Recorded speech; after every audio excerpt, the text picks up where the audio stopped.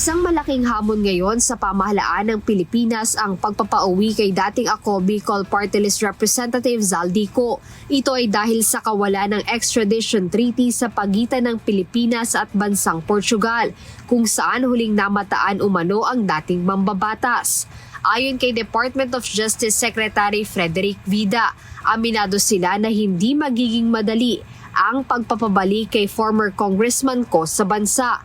Gayunpaman, binigyang diin ng DOJ na hindi ito hadlang para harapin ni Ko ng personal ang kanyang mga kaso sa Pilipinas. Dahil ayon kay Secretary Vida, katuwang ang iba't ibang ahensya, gumagawa na ng paraan ang DOJ upang makahanap ng legal o alternatibong proseso upang makuha ang jurisdiksyon sa dating kongresista.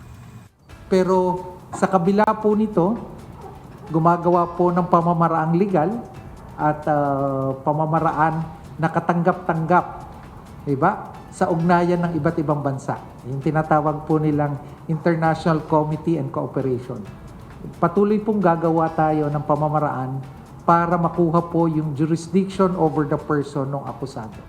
Dagdag pa ng kalihim, mahalaga na madala ang dating mambabatas sa harap ng korte sa Pilipinas dahil mawawala ng saysay ang kaso kung hindi siya mismo ang haharap sa mga paratang laban sa kanya. Kasi sa dulo po, mababaliwala, di ba? Kung hindi haharap sa husgado yung inaakusahan. Kaya po, yung mga legal na pamamaraan ay patuloy pong pinag-aaralan at gagawin po ng Department of Justice, kaakibat po ang iba't ibang ahensya para po makuha po ang jurisdiction sa pagkatao po ng akusado.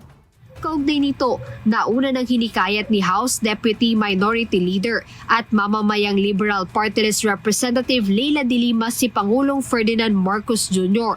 na direkta ng makipagnegosasyon sa Portugal para sa agarang pagpapauwi kay dating Ako Bicol Party List Representative Zaldico. Jed Neresina, UNTV News and Rescue. Diyos ang aming sandigan, serbisyo publiko ang aming pinahahalagahan.